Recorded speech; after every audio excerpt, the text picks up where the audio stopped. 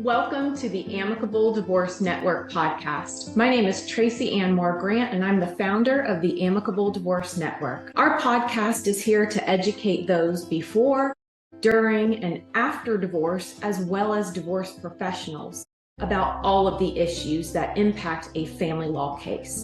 We are here to educate you about difficult topics, provide you new information, and also give solutions for how to navigate all of the issues in family law and still bring your family law case to an efficient conclusion. Thank you so much for tuning in. Hello, everybody, and welcome to the Amicable Divorce Network podcast. I'm your host, Tracy Ann Moore-Grant, and I'm the founder of the Amicable Divorce Network. If you've been following along, you know that we are in season 3 of our podcast, and we are here to give you the best information on how to divorce well, giving you tips on divorcing out of court, before, during, and after divorce, all of the information that can help you. And one of our topics today is something that we are very passionate about at the Amicable Divorce Network, which is everybody taking care of their mental health before, during, and after divorce. Will Smith is here with us today. He is a mental health professional in Georgia. And he wrote the Amicable Divorce Network's most popular blog post last year. It had the most reads and the most clicks, and so we wanted to do a deeper dive into that. And that is on EMDR therapy and how it can be utilized in divorce to help people get through this very tough time. And so we're going to unpack that a little bit today. Will, thank you for joining me. Hey Tracy, it's always nice to talk with you. Thanks for having me. So tell everybody a little bit more about yourself and what it is that you do in your practice. Sure. So I'm a licensed clinical social worker. So I'm a licensed psychotherapist, and then I also do mediation, and then I also do forensic evaluations. And one of my clients one time made this quip, and it always sort of seemed to stick, that I live at the intersection of trauma and drama. And so that seems pretty accurate. So basically what I do as part of the Amicable Divorce Network is that I'm a partner at a firm called the Atlanta Marriage and Mediation Clinic, which is based in Marietta. And what we do is we focus on sort of all things relationships. So that includes everything from discernment counseling, which is when people come in to explore if they want to stay together, or if separation makes more sense, and it's the time and energy and money to rehabbing the relationship. Does that is that worth it, or do we already know where this is going, and should we, really have some conversations around separation and divorce? And so we do that. We do offer couples counseling, so we work with people to try to rehab their relationship, and we do mediation. And if I can just do maybe a quick plug on that, please. One of the things that we started doing recently that's working really well, that I'm really excited about, is flat rate divorce packages. Yeah. And so we have a new CDFA, which is basically an accountant who specializes in divorce. And we use a co-mediation model, and we actually use Jenny Brown, who is another Amicable Divorce member. She's an attorney at Brown, Dutton & Kreider. And so basically we work with the clients, and then at the conclusion of that, if everything goes well, we send it to Jenny, who files it, and we just do that over and over again. So we're excited about that. But anyway, one of the things that we do, to go back to the counseling piece, is that we do individual therapy, one-on-one therapy, that tends to be around relationships and or the circumstances that kind of put them in a place where they are seriously considering divorce or are moving forward with divorce. That's wonderful. And I like that you're touching on the flat fee aspect. That's something that we're doing more training on in the Amicable Divorce Network, particularly with our legal professionals, because a lot of people are really hesitant to do that because what you touched on, which was the drama. They're sort of used to these traditional drama-filled cases. How long is this going to take? What's going to happen? But with amicable cases and uncontested cases, the drama is very contained. And so we are finding more and more of our professionals offering flat fees, which clients love because they are so fearful of cost. And so this really gives them a very clear, package presentation that you're talking about when you're working on a team, which we love as well.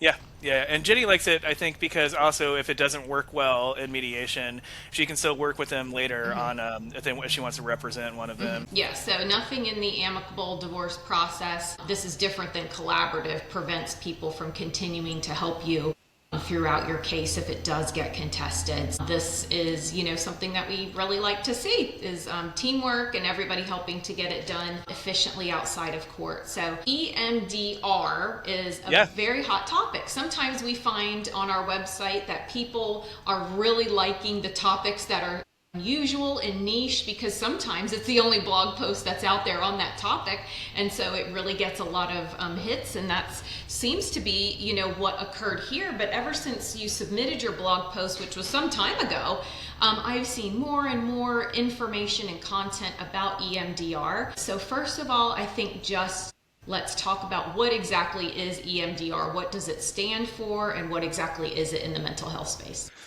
Yeah, it's a mouthful. So it stands for eye movement desensitization and reprocessing, Yeah. and it's an interesting model of therapy. It's in my opinion, it's one of the more interesting models that's out there, and it really leans on neurobiology in therapy as opposed to just, you know, a lot of therapy is, you know, quote unquote, just talking. But EMDR really does try to tap into deeper layers of the brain, and it's a pretty comprehensive model. One of the things that EMDR does that is also pretty different than other models of therapy is that it really incorporates a lot of what they call somatic therapy, which is checking in with your body as well.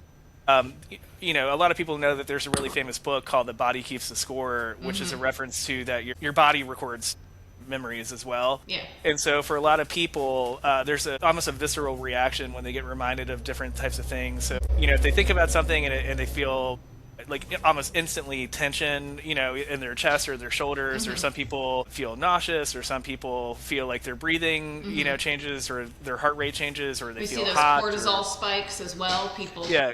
You Yeah, know. exactly. Cortisol and adrenaline and things, and people can't think straight, and there's all sorts of things. So if something happens that activates a really physical response, that's probably a really good candidate for EMDR. And it does have a lot of interaction, obviously, with the nervous system. So the whole idea is to see if we can get the nervous system to dramatically calm down, and also to have clients where their thinking is balanced, because there's different parts of the brain that, you know, obviously do different things. And what happens is that when people get activated, it's the limbic system, the fight or flight part of the brain, that really gets it lights up like a Christmas tree.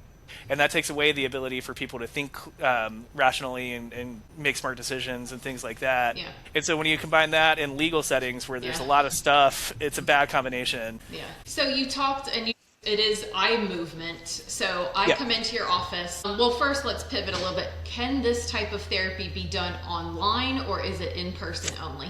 It can be done online. They have special software and special equipment you can buy. It's sort of a preference, I guess you could say. Some people think it's, you know, fine to do it online, and honestly, as a provider, I haven't really noticed any difference. It seems, from my point of view, it seems to be okay. But we do have some clients who feel very strongly about coming in person to do it. Yeah. So let's say I come into your office as a patient, I'm in person. Am I looking at pictures? Like, what is the eye movement part of this? And, you know, what does that therapeutic experience really look like? Yeah, so the eye movement piece, it's sort of interesting. Sometimes I tell people that it reminds me of the old black and white movies where they have a psychiatrist with like a pocket watch that's swinging back and forth, and like what they used to do and what they would call hypnotherapy in those movies, or hypnosis.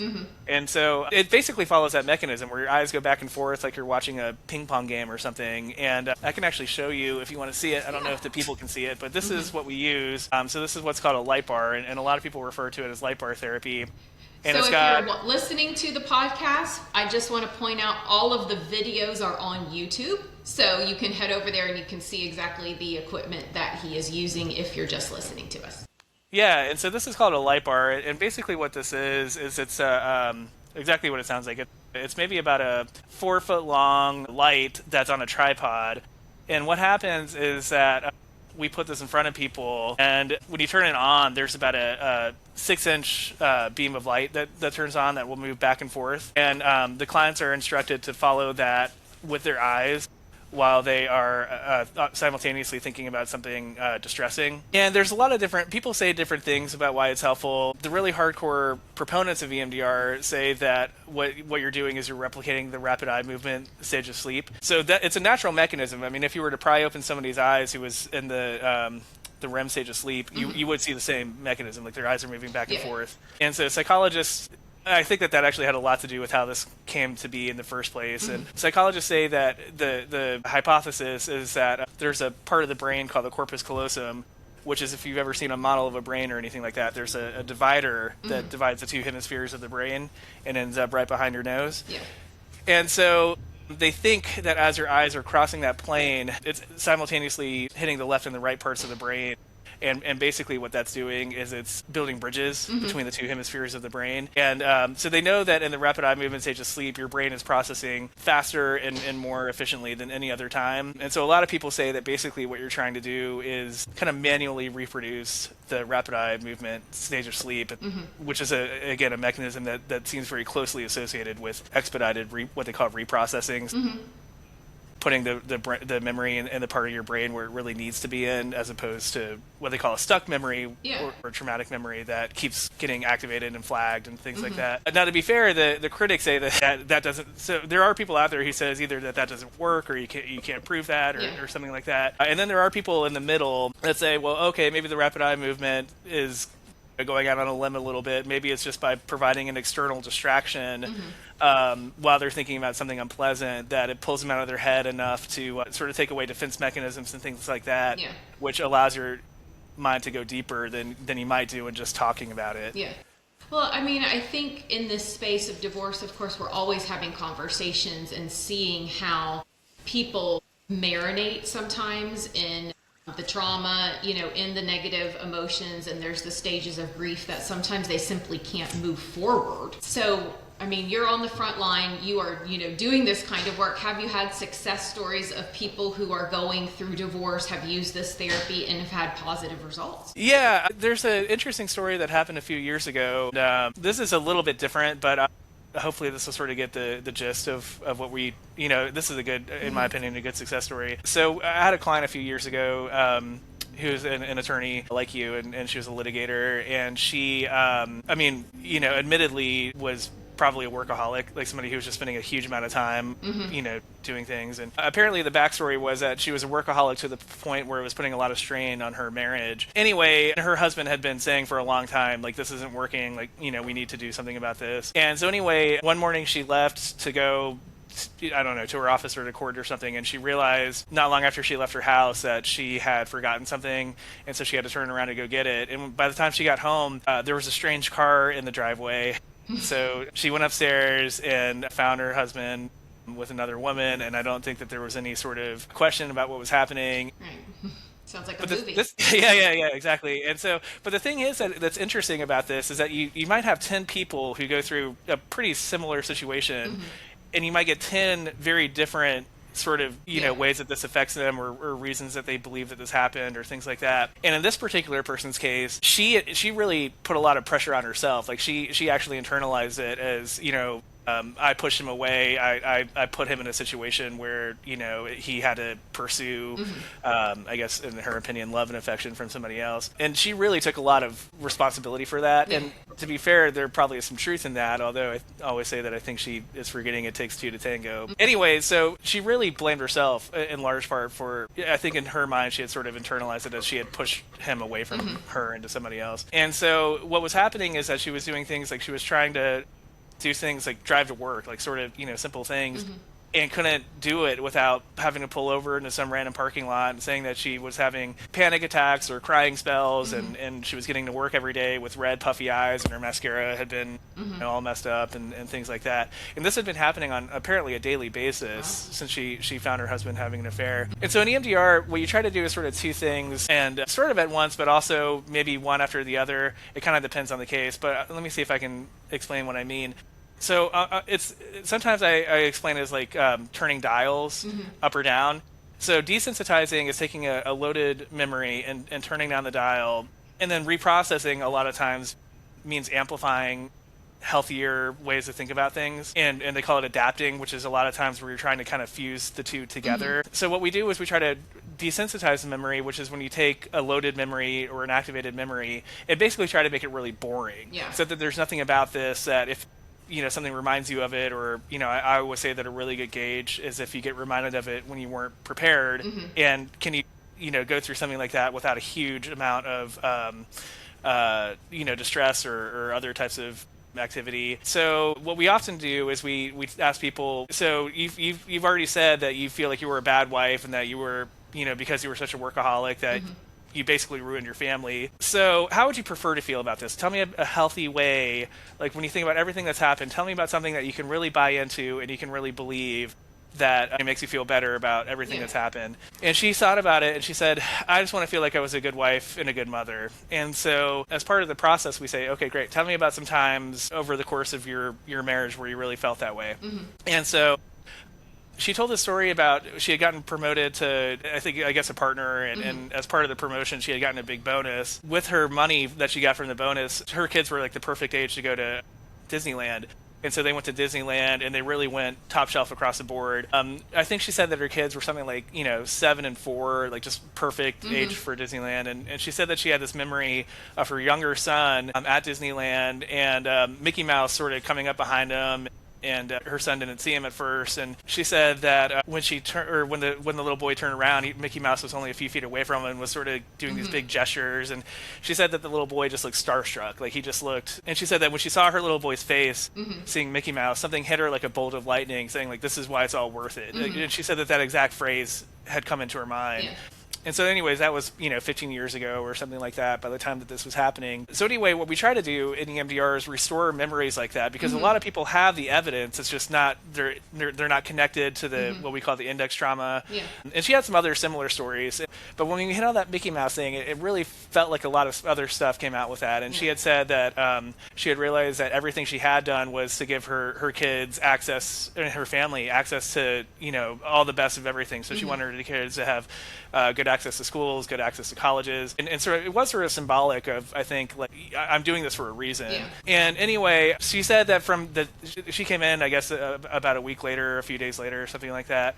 And she looks so much better, almost immediately. And she was like, I just want to let you know, this is the first week where I've been able to drive to work and didn't have to pull over and, cry and clean myself up, and didn't have panic attacks. And there were a couple of moments where, you kind of felt that familiar feeling coming on. But honestly, all of a sudden, that image of my son seeing Mickey Mouse at Disneyland came in, and it just offset the whole thing. Yeah.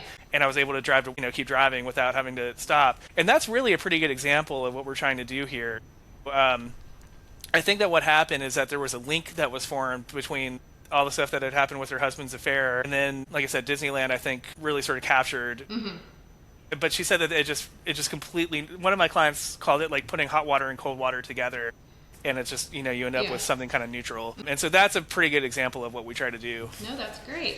I think one thing that we always want clients to be a little bit more aware of is that divorce itself, not always, but generally is a trauma. The idea that you had for your family is going to look different now. This obviously isn't what you planned, and people have a lot of. Do you find that clients who divorce often do have PTSD in this way from one incident or another, or is that not a general rule?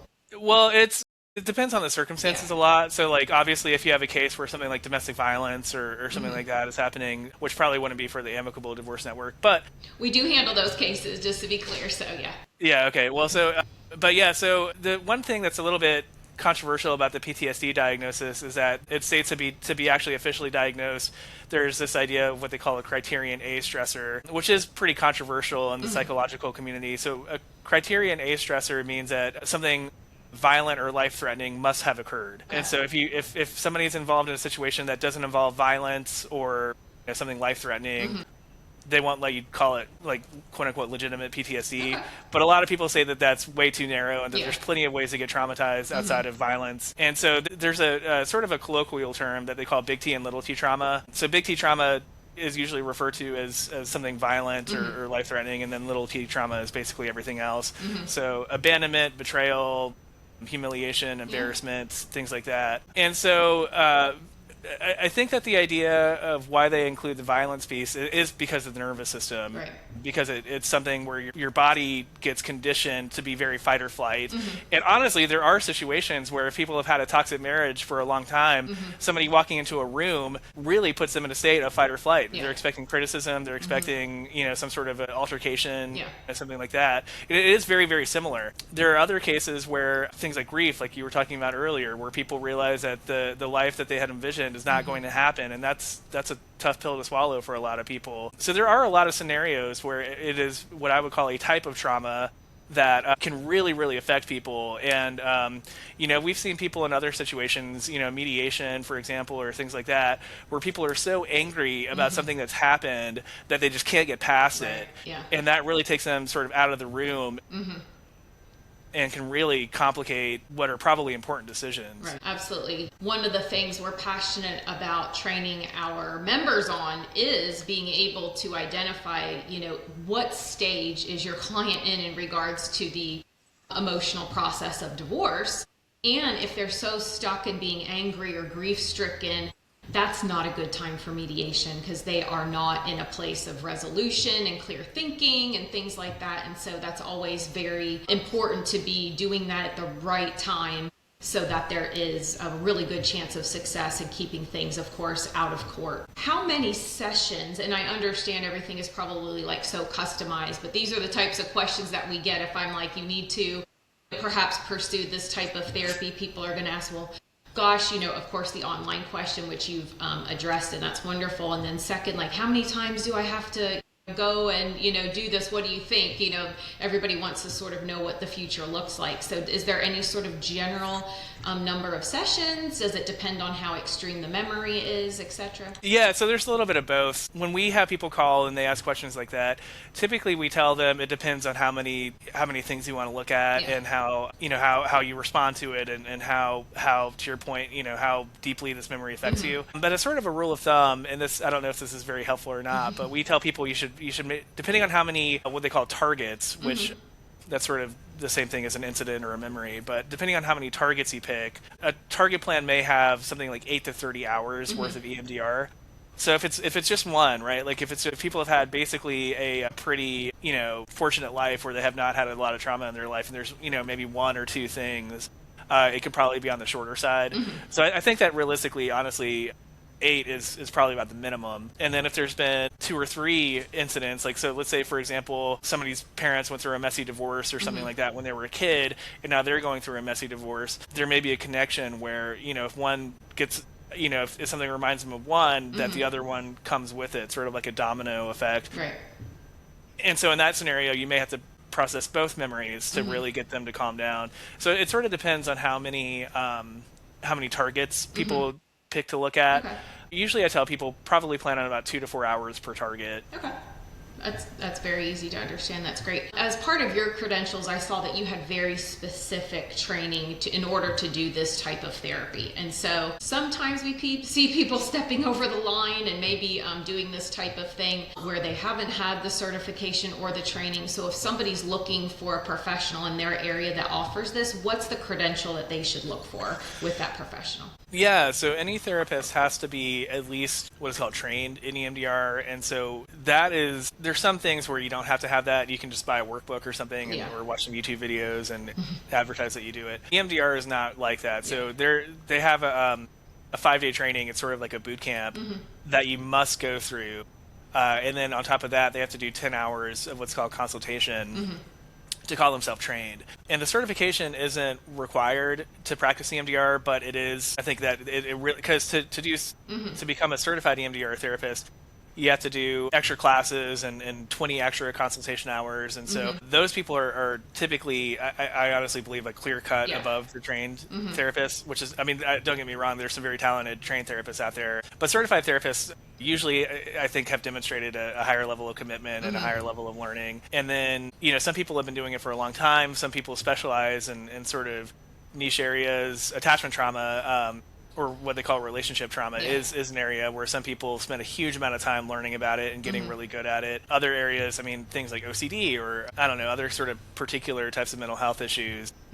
Some providers really spend a lot of time getting very good at handling like a particular type of an issue. Got you. That's wonderful. So look for the certified. We always want people seeking help to get the best help to get them through this difficult process. And so if you're searching around on the internet, look for that certification is what we would recommend. If you're dealing with the brain and getting through divorce, it's the same as a physical mental professional. You want to go to the expert that's going to be able to help you in the best way. So I'm sure people listening to this are very interested in not just this type of therapy, but also we get a lot of requests for mediators who are also mental health professionals, especially, during this difficult time. What is the best way for people to reach out to you if they would like to work with you in any of your different capacities that you offer? Sure.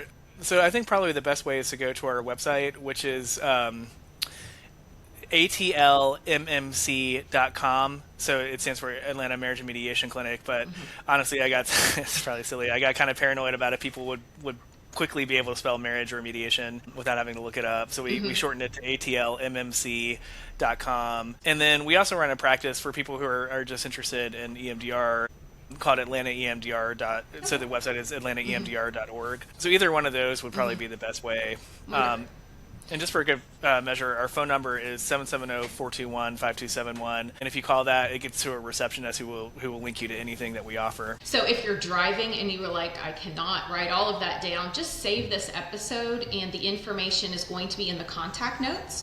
You can also always head to amicableddivorcenetwork.com and look for Will Smith in our member directory, as well as divorceamicably.com, which is for clients. You'll also find his blog post on both websites so that you can explore this and see if this is something that's good for you to help you get through this difficult time. Thank you so much for your article, for joining me, and for all that you do and are passionate about helping people divorce well. Thank you, Tracy. It's always a privilege to talk with you. Thank you.